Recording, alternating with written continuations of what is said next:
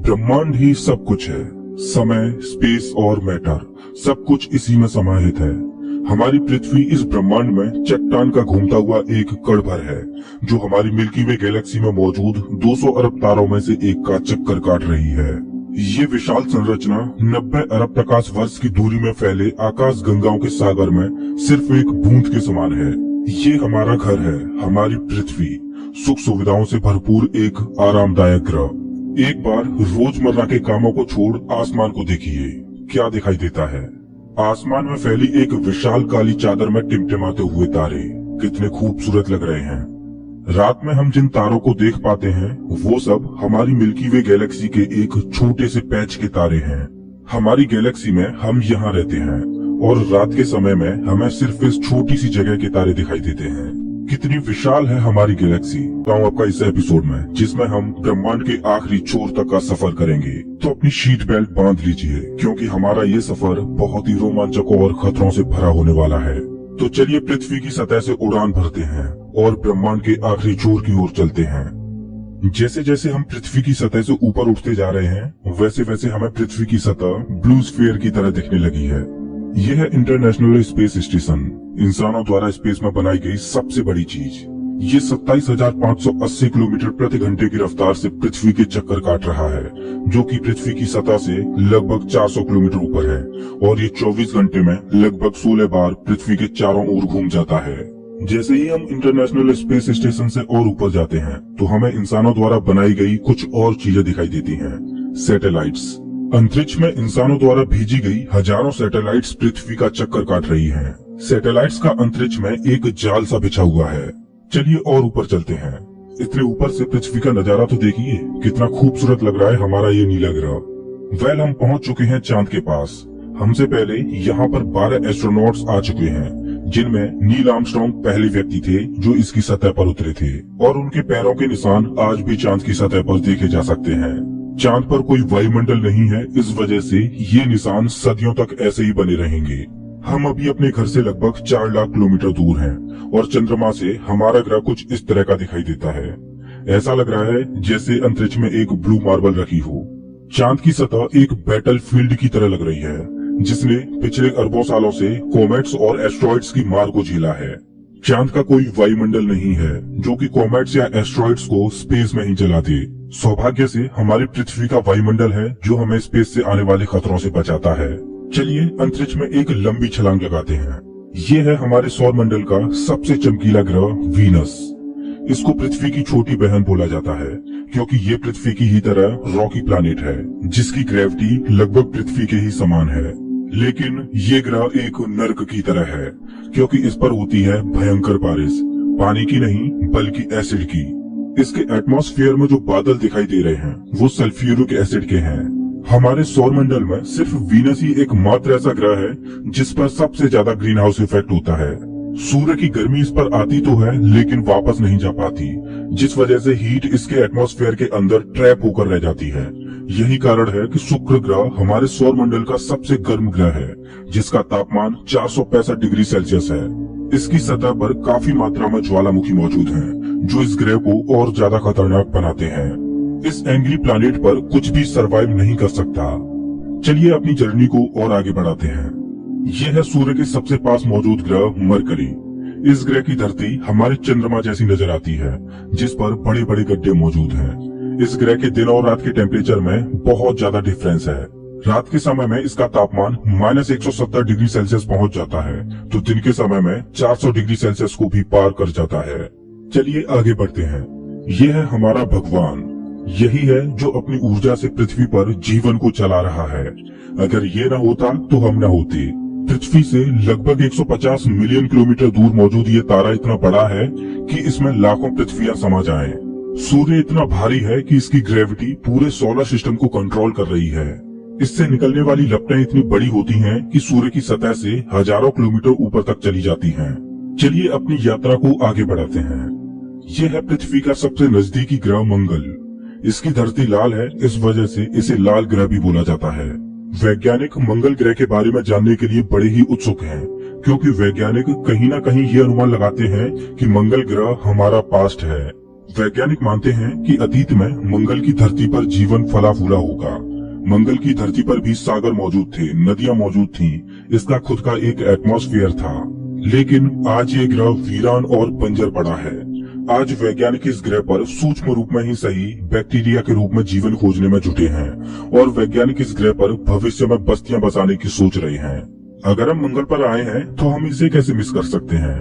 ये है Olympus Mons, एक प्राचीन ज्वालामुखी। मंगल की धरती पर ज्वालामुखी से बना ये पहाड़ पृथ्वी की सबसे ऊंची चोटी माउंट एवरेस्ट से भी लगभग 3 गुना ऊंचा है और ये हमारे सोलर सिस्टम की सबसे ऊंची चोटी है। अगर मंगल की धरती से हम अपने ग्रह पृथ्वी को देखें तो ये कुछ इस तरह की दिखाई देती है। अब आगे की यात्रा थोड़ी सी डरावनी होने वाली है क्योंकि अब हम एस्ट्रॉयड बेल्ट में प्रवेश कर रहे हैं जो कि मंगल और बृहस्पति ग्रह के बीच मौजूद है। इसमें मौजूद हैं बड़ी बड़ी और विशालकाय चट्टानें जो कि सूर्य के चारों ओर घूम रही हैं। इस एस्ट्रॉयड बेल्ट में इतनी बड़ी बड़ी चट्टानें मौजूद हैं कि अगर ये सब आपस में मर्ज हो जाएं, तो इनसे एक बड़े ग्रह का निर्माण हो सकता है। इस बेल्ट में इतने बड़े बड़े एस्ट्रॉयड्स मौजूद हैं कि इन पर एक बड़ा शहर बसाया जा सके। जैसा कि हम जानते हैं कि 4.5 बिलियन साल पहले हमारे सौर मंडल में ग्रह बने, लेकिन एस्ट्रॉयड बेल्ट में मौजूद ये मलबा जैसा का तैसा रह गया। एस्ट्रॉयड बेल्ट में मौजूद मलबा एक प्लैनेट बन सकता था, लेकिन एक बड़ी शक्ति ने इस मलबे को प्लैनेट नहीं बनने दिया और वो शक्ति थी जुपिटर। जुपिटर की हाई ग्रेविटी ने एस्ट्रॉयड बेल्ट के एस्ट्रॉयड्स को प्लैनेट नहीं बनने दिया। जुपिटर हमारे सोलर सिस्टम का सबसे बड़ा प्लैनेट है और इसके ढेर सारे चंद्रमा हैं। ये इतना बड़ा है कि हमारे सोलर सिस्टम के अन्य सभी प्लैनेट्स को मिलाकर भी इतना बड़ा ग्रह नहीं बनाया जा सकता। ये है जुपिटर का ग्रेट रेड स्पॉट। ये लाल धब्बा जुपिटर की सतह पर सदियों से चला आ रहा है। ये एक विशाल तूफान है। ये रेड स्पॉट इतना बड़ा है कि इसमें 3 पृथ्वियां आ जाएं। जुपिटर एक गैसीय प्लैनेट है, इस वजह से इसकी सतह पृथ्वी की तरह ठोस नहीं है। अगर आप जुपिटर की सतह पर उतरे तो आप इसकी सतह पर खड़े नहीं हो सकते, बल्कि सीधे इसके अंदर चले जाओगे। जुपिटर जितना वायलेंट और विनाशकारी है, वहीं इसके चंद्रमा जीवन के पनपने के लिए आइडियल साबित होते हैं। जुपिटर के दर्जनों चंद्रमाओं में से एक है यूरोपा, जो कि पूरी तरह बर्फ की मोटी चादर से ढका हुआ है। वैज्ञानिक मानते हैं कि यूरोपा की सतह पर जमी हुई बर्फ के नीचे पानी तरल रूप में मौजूद है। इस पर पानी का तरल रूप में होना जीवन के होने की संभावनाओं को बढ़ा देता है। हमारे सोलर सिस्टम में बृहस्पति ग्रह के चंद्रमा यूरोपा पर वैज्ञानिक जीवन होने की प्रबल संभावनाएं जताते हैं। हमारा अगला पड़ाव है हमारे सौर मंडल का सबसे खूबसूरत प्लैनेट सैटर्न। शनि ग्रह के छल्ले इसकी सुंदरता में 4 चांद लगाते हैं, जो कि इसकी सतह से लाखों किलोमीटर ऊपर तक फैले हैं। शनि ग्रह को अपने सोलर सिस्टम का ताज माना जाता है। ये है शनि ग्रह का एक चंद्रमा टाइटन। इसका खुद का एक एटमॉस्फेयर है, इस पर हवा है, बारिश होती है, यहाँ तक कि इस पर ऋतुएं भी बदलती हैं। इस पर नदियां और सागर मौजूद हैं। ये चंद्रमा देखने में लगभग पृथ्वी की ही तरह है, लेकिन इस पर जो नदियां और सागर हैं, वो पानी के नहीं बल्कि लिक्विड नेचुरल गैस के हैं। अगर हम किसी भी तरह इस नेचुरल गैस को पृथ्वी पर ला पाएं, तो ये इतनी ज्यादा है कि हजारों सालों तक ये हमारे शहरों को रोशन कर सकती है। वैज्ञानिक अनुमान लगाते हैं कि अरबों साल बाद जब सूर्य गर्माने लगेगा और एक रेड जाइंट बन जाएगा, तब टाइटन हैबिटेबल जोन में होगा। उस समय टाइटन पर पृथ्वी जैसी परिस्थितियां मौजूद होंगी। इस वजह से वैज्ञानिक टाइटन को भविष्य की पृथ्वी मानते हैं। अभी हम अपने घर से इतने दूर आ चुके हैं कि यहाँ से हमारी पृथ्वी एक डॉट की तरह दिखाई देती है। अब जैसे जैसे हम अंतरिक्ष की गहराई में और आगे बढ़ते जाएंगे, वैसे वैसे पृथ्वी हमारी आंखों से ओझल होती जाएगी। हमारा अगला पड़ाव है यूरेनस। प्राचीन समय में यूरेनस और नेपच्यून के बारे में कोई भी जानकारी नहीं थी, जब तक कि टेलीस्कोप का आविष्कार नहीं हुआ। हमारी सौर व्यवस्था का सबसे आखिरी प्लैनेट है नेपच्यून। हमारा सोलर सिस्टम बहुत बहुत बड़ा है, लेकिन नेपच्यून के बाद भी हमारा सोलर सिस्टम खत्म नहीं हो जाता। अपने सोलर सिस्टम की गहराई में हम आगे बढ़ते हैं तो हम पहुंच जाते हैं कुइपर बेल्ट में, जो पिछली एस्ट्रॉयड बेल्ट से 20 गुना चौड़ी और 200 गुना ज्यादा फैली है। ग्रहों की लिस्ट से बेदखल किया जाने वाला प्लूटो भी इसी कुइपर बेल्ट का सदस्य है। कुइपर बेल्ट में एस्ट्रॉयड बेल्ट से भी ज्यादा बड़े बड़े ऑब्जेक्ट्स मौजूद हैं, जिनकी खुद की ग्रेविटी की वजह से इनके चंद्रमा भी हैं। चलिए कुइपर बेल्ट को पार करके आगे चलते हैं। हमारी पृथ्वी से 13 बिलियन किलोमीटर दूर ये है सूर्य से सबसे दूर मौजूद ऑब्जेक्ट सेडना। ये एक बौना ग्रह है, जो एक ऐसा स्पेस ऑब्जेक्ट है जो सबसे दूर सूर्य की परिक्रमा कर रहा है। इसकी खोज 2003 में हुई थी। ये सूर्य की एक परिक्रमा 10,000 सालों में पूरी कर पाता है। चलिए अब अपने सोलर सिस्टम से बाहर का रुख करते हैं। अभी हम इंटरस्टेलर स्पेस में प्रवेश कर चुके हैं। देखिए देखिए, अंतरिक्ष की गहराई में ये क्या ट्रेवल कर रहा है। ओह, ये तो वॉयेजर 1 स्पेसक्राफ्ट है। यही तो इकलौता स्पेसक्राफ्ट है जो कि इंसानों द्वारा बनाई गई सबसे दूर मौजूद चीज है। ये पृथ्वी से अब तक 19 अरब किलोमीटर दूर जा चुका है। इस स्पेसक्राफ्ट ने अंतरिक्ष के काफी सवालों से पर्दा उठाया है। ये बंदूक से निकली बुलेट से भी 20 गुना तेज ट्रेवल कर रहा है। चलिए अपनी यात्रा को और आगे बढ़ाते हैं। अभी हम अपने सोलर सिस्टम की हदों से इतने दूर आ चुके हैं कि यहाँ से हमारा सूर्य एक आम तारे की तरह दिखाई दे रहा है, लेकिन इतनी दूर से भी इसकी ग्रेविटी को महसूस किया जा सकता है, क्योंकि अरबों की संख्या में यहाँ पर कॉमेट्स को देखा जा सकता है जो सूर्य की ग्रेविटी से बंधे हुए हैं। इन कॉमेट्स में इतना ज्यादा पानी है कि अगर ये सब इकट्ठे हो जाएं, तो ये पृथ्वी से भी ज्यादा बड़े और गहरे सागरों को भर दें। वैज्ञानिक मानते हैं कि पृथ्वी पर ज्यादातर पानी कॉमेट्स के द्वारा ही आया है।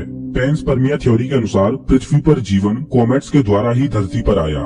अंतरिक्ष में तैर रही इन छोटी छोटी बर्फीली चट्टानों में जीवन सूक्ष्म रूप में बैक्टीरिया की फॉर्म में मौजूद हो सकता है।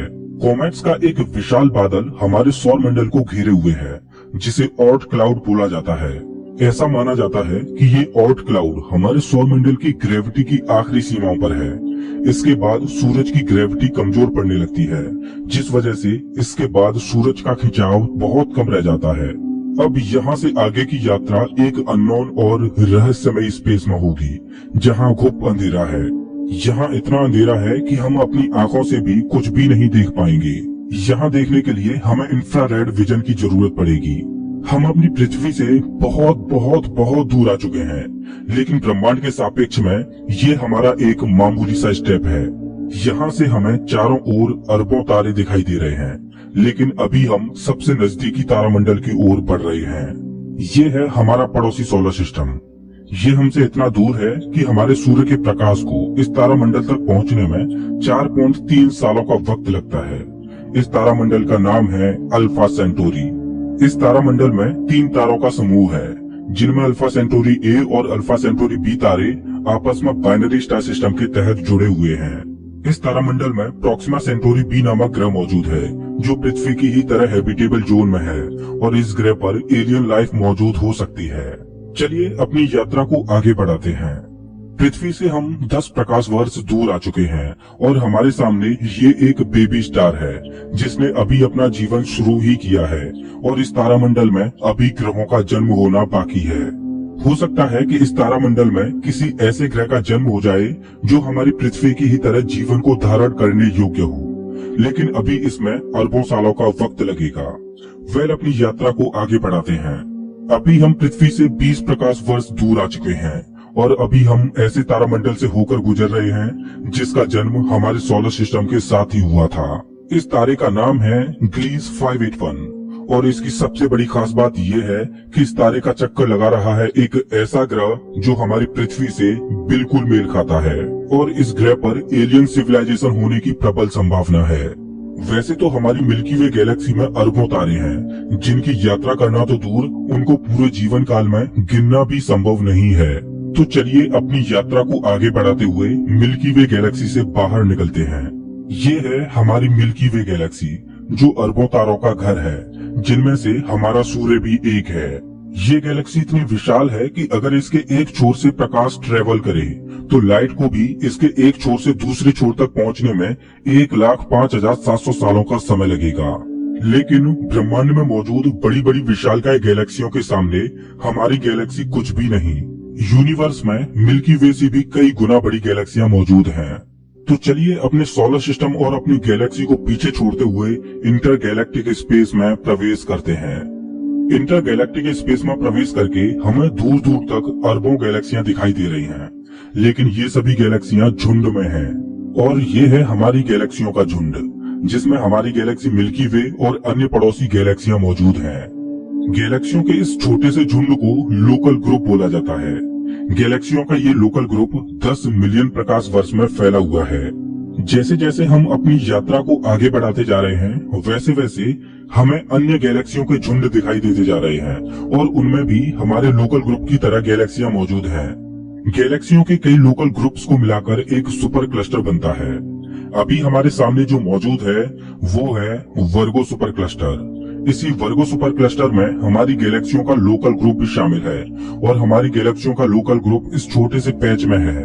अभी हम अपने घर से इतने दूर आ चुके हैं कि यहाँ से हम अपने सूर्य को तो छोड़ो, यहाँ तक कि अपनी गैलेक्सी को भी छोड़ो, हमारी गैलेक्सियों का लोकल ग्रुप ही एक छोटे से पैच के समान दिखाई दे रहा है। कितना विशाल है ना वर्गो सुपर क्लस्टर। इस वर्गो सुपर क्लस्टर में 100 से ज्यादा गैलेक्सियों के लोकल ग्रुप शामिल हैं और ये 110 मिलियन प्रकाश वर्ष में फैला हुआ है। चलिए अपनी यात्रा को और आगे बढ़ाते हैं। अरे ये क्या, जैसे जैसे हम आगे बढ़ते जा रहे हैं वैसे वैसे हमें वर्गो सुपर क्लस्टर जैसे अनगिनत सुपर क्लस्टर्स दिखाई दे रहे हैं। इस सुपर क्लस्टर्स के समूह को नाम दिया गया है लेनिया सुपर क्लस्टर और हमारा वर्गो सुपर क्लस्टर यहाँ पर है, एक छोटे से पैच के समान, जिसमें हमारी गैलेक्सियों का लोकल ग्रुप एक डॉट की तरह भी दिखाई नहीं दे रहा। ये लेनिया सुपर क्लस्टर 520 मिलियन प्रकाश वर्ष में फैला हुआ है, जिसमें लाखों वर्गो सुपर क्लस्टर्स जैसे सुपर क्लस्टर्स मौजूद हैं। चलिए अपनी यात्रा को और आगे बढ़ाते हैं। जैसे जैसे हम आगे बढ़ते जा रहे हैं वैसे वैसे लेनिया सुपर क्लस्टर भी छोटा होता जा रहा है और इतनी दूर से देखने पर लेनिया सुपर क्लस्टर भी एक छोटे से पैच की तरह दिखाई दे रहा है। ओह माय गॉड, मेरा तो दिमाग ही घूम गया। खैर अपनी यात्रा को और आगे बढ़ाते हैं। यह है हमारा ऑब्जर्वेबल यूनिवर्स, जिसमें हमारा लेनिया सुपर क्लस्टर एक छोटे से डॉट की तरह मौजूद है। लेकिन क्या यही हमारी यात्रा खत्म हो जाती है? क्या इतना ही बड़ा है ब्रह्मांड? जैसा कि मैंने अभी बोला, ये है ऑब्जर्वेबल यूनिवर्स यानी ज्ञात ब्रह्मांड। ब्रह्मांड के बारे में हम जो भी जानते हैं वो केवल यहीं तक जानते हैं। हो सकता है कि ब्रह्मांड का विस्तार आगे भी हो जो अनंत तक चलता जा रहा हो, लेकिन वहां से हम तक कोई प्रकाश ही नहीं पहुंच पा रहा हो जिससे हमें ऑब्जर्वेबल यूनिवर्स के बाहर का भी पता चल सके। वैज्ञानिक ये भी अनुमान लगाते हैं कि हो सकता है कि हमारे यूनिवर्स जैसे असंख्य यूनिवर्स और मौजूद हो सकते हैं, जिनमें हमारा ये ब्रह्मांड एक विशाल सागर में एक छोटी सी बूंद के समान हो। खैर मल्टीवर्स यानी एक से ज्यादा ब्रह्मांडों का अस्तित्व है कि नहीं ये कोई नहीं जानता और ना ही हमारे पास मल्टीवर्स यानी महाब्रह्मांड के कोई सबूत हैं। लेकिन ये तो तय है कि ऑब्जर्वेबल यूनिवर्स ही ब्रह्मांड का अंत नहीं हो सकता, इसके बाहर भी कुछ न कुछ मौजूद है जिसका हमें कोई भी ज्ञान नहीं। लेकिन वो क्या हो सकता है? हो सकता है कि हमारा ऑब्जर्वेबल यूनिवर्स भी महाब्रह्मांड में एक छोटे से पैच के समान